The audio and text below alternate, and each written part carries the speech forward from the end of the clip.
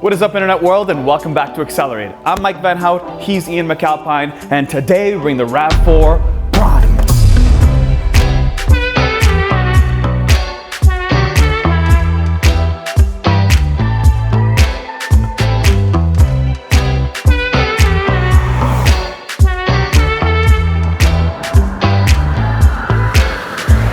This is the RAV4 Prime, their top dog plug-in RAV4. It is extremely quick for a RAV4. It drives very, very well. And today, you're going to subscribe.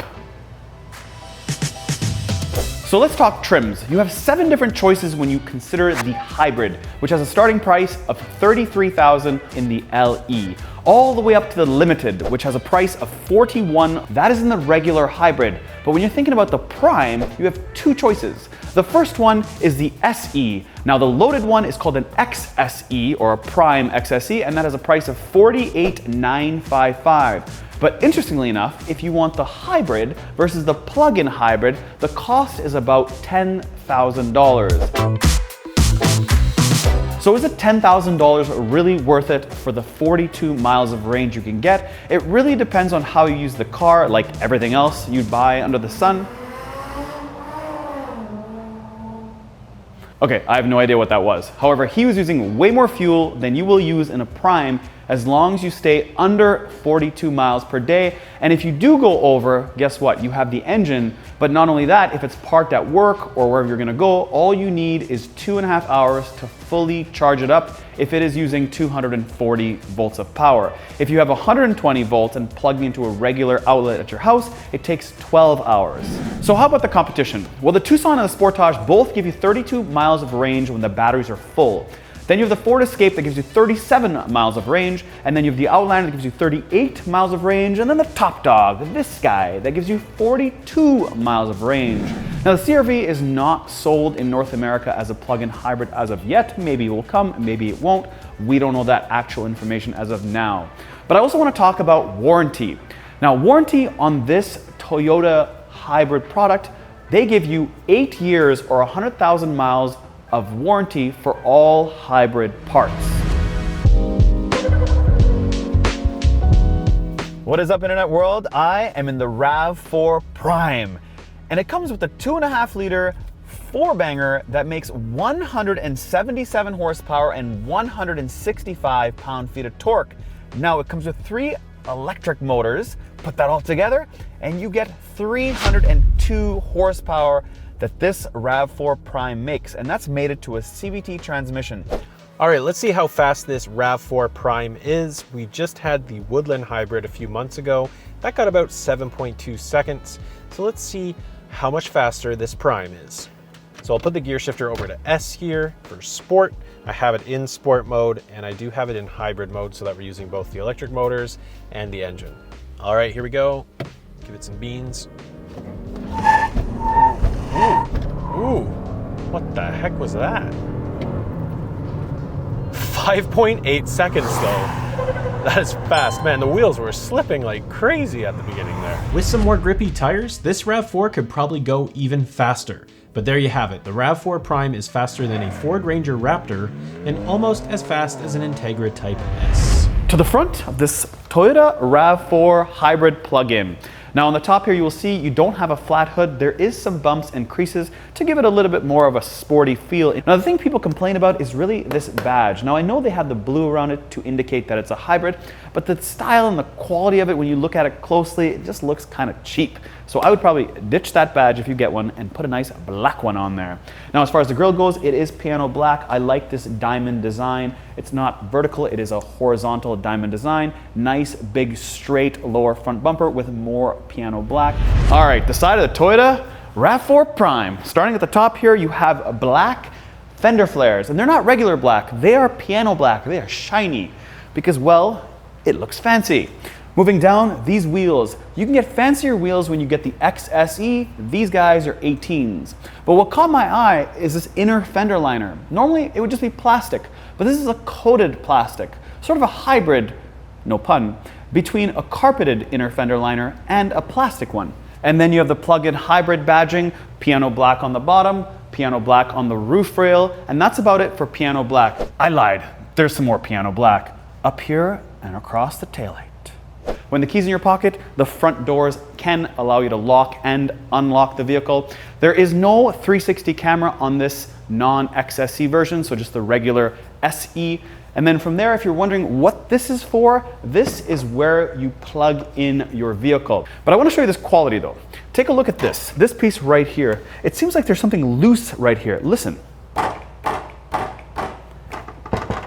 Very strange. Something is loose in here and I'm not sure what it is.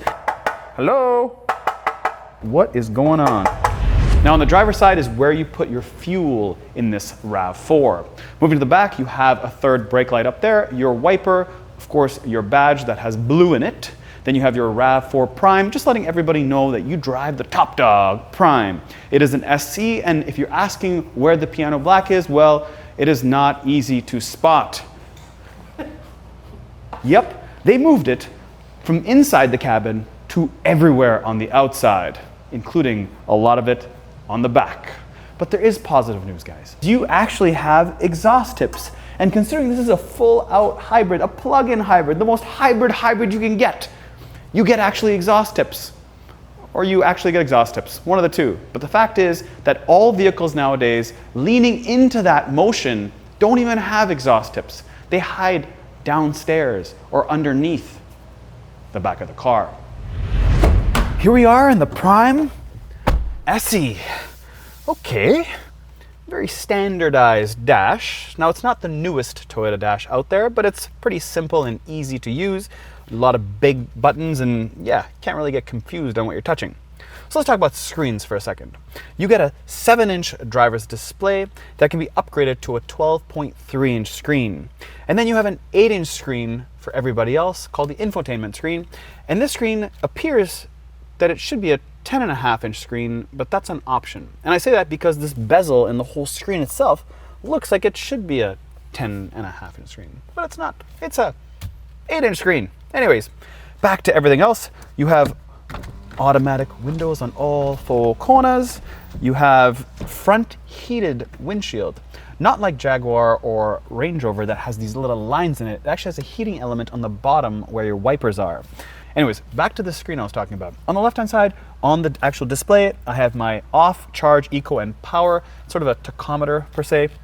On the right-hand side, I have my fuel gauge mileage, or my fuel gauge, and then underneath that, I have how much battery power I have. In the center, you have the speed you're driving in kilometers and miles, the odometer, and a few other things like obviously the clock and stuff.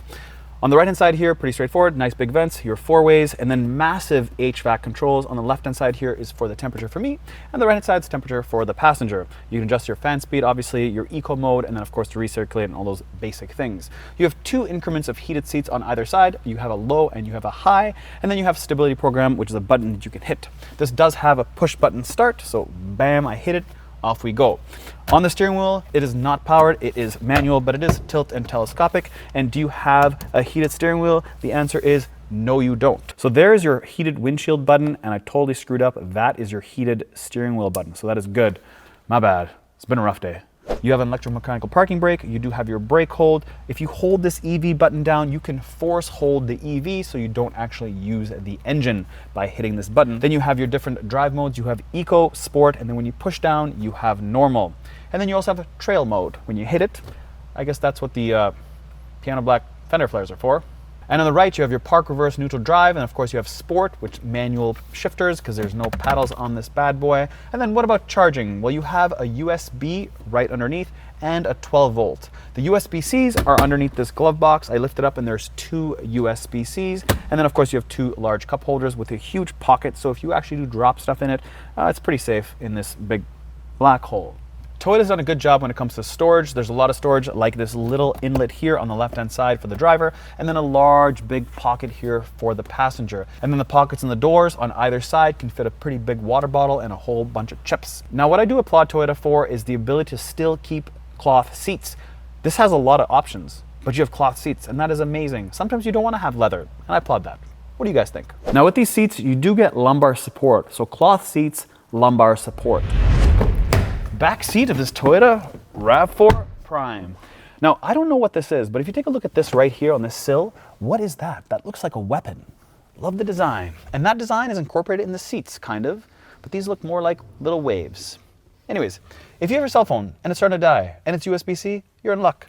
There is 2 USB-Cs back here. And if you're dying of heat, then you're also in luck because there are 2 vents right here. And not all vehicles come with vents in the back seat. So applaud Toyota. Now sitting back here, how much room do I have? I'm 5'9" and I still have a ton of room. So anybody 6'3", even 6'5" can sit back here and have room in the Toyota RAV4.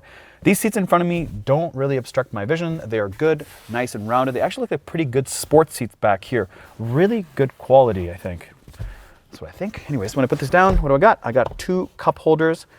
All right, that's that. And again, these seats can fold down 40, 60. Yep, very simple. I can just lean back here, pull this down, and the seats fold down. That's it. Pretty straightforward stuff. Doesn't have a panoramic sunroof. It has a regular one. Trunk time. There are 2 buttons on the back of this RAV4. One wide rubberized button and a small little nipple type button. When I hit the nipple type button, it locks the vehicle and I can walk away when the key's in my pocket. The key's in the car and that's why it's making that noise. So I'll hit the long button and then it opens up. Now you can set the tailgate height by simply hitting this button here and holding it down. That also closes the tailgate. You have 2 big struts there, or hydraulic struts I should say, that open and close the tailgate with some power. Now as far as depth goes, you have 39 inches worth of depth. As far as width goes, you have 45 inches. And for those that like to carry plants, you have about 31 inches worth of height. Now what I do like though is right here, you see how this is designed perfectly? It's like the carpet is perfect. It actually looks like it doesn't even come up, but it does. You pull this up and you have a full-size spare. Not a lot of storage here, but just to show you how this design is, this fit and finish is really, really good by Toyota. Now this is a plug-in hybrid, so you get this with your Toyota, this nice bright blue or purple. Regardless if it's blue or purple, one thing's for sure, you get a tonneau cover right here. Now this tonneau cover has been in other Toyotas, I remember, but it's just very cheap quality I find. Like it's just like it's cardboard, nothing really that fancy. Like look at this thing, you know, it's like very not premium whatsoever. I would probably ditch that, get rid of it, because nobody's really going to use it. This is really for storage, unless of course you take your stuff to the mall and you think it's going to get stolen in Christmas time, then maybe. Anyways, let me show you what the seats look down, folded down. See what the seats look down? Fold it down. Yeah, that's right. Seats look down. Fold it down. There you go. So let's see how deep we have it to the back of that center console. You've got about 75 inches, so about just over 6 feet. That is pretty deep. So we're in the city, and the reason is because we are in a plug-in hybrid. So I've got lots of range, I got a full battery, but there are some buttons to be made aware of. There's buttons down here and it says auto EV/HV. And then I have an HV or EV alternate button with charge hold. So what charge hold does is it uses the engine to charge the battery, but I have 100% battery, so it's not gonna work. It says not available because the battery is full. 42 miles is plenty. I don't think most people have a commute that's longer than 40 miles one way. Usually it's like 15 miles, 20 miles. So they're gonna have a little bit of engine when they need it, and then they're gonna have the rest are gonna be EV. And then when they get home, they plug it in, the next day they go to work and voila, they've got battery.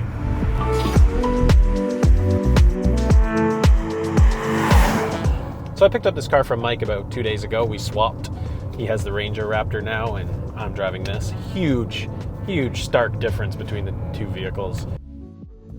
What is my fuel economy looking like? So I'm just gonna put it into hybrid mode for a second just to check. 3 liters per 100 kilometers. And honestly, that could be 0. The only reason it's 3 liters per 100 kilometers is because I did some 0 to 60 tests there, and because I wanted to see how it drives in hybrid mode. So really, for the most part, I'm just driving this around in EV mode, and it's definitely quick enough in EV mode. And if you're wondering what the 0 to 60 time is when you only use the electric motors, it's about 8.9 seconds. So, not bad.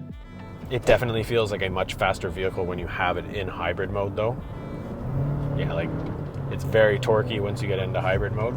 The engine is a little noisy, you can probably hear it right now, and I'm trying to transition into EV mode here. I just hit EV mode. Having now driven the Lexus RX 450h Plus, we find it most ideal to leave the car in auto EV HV and let the computer figure out the most efficient way to drive. However, if you know you're only driving within the city and not going a very long distance, then I would just keep it in full EV. While this RAV4 Prime is considerably quicker than the RAV4 Hybrid, there are no other pieces that improve on handling. It is still very much the same vehicle, but with additional horsepower and torque. Horsepower and torque! So don't be trying to take any corners too fast. This is not a sports car. But that being said, it does handle bumps on the road quite well, and it is a very comfortable ride. I just love these plug-in hybrids, man. It just saves me from stopping at the gas station. Sometimes I just hate stopping at the gas station.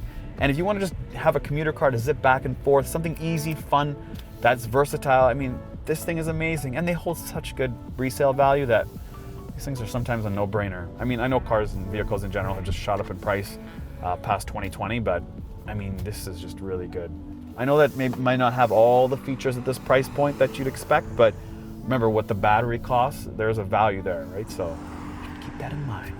So anyways, that's it for me, Mike, and Ian on this review of this 2024 RAV4 Prime SE.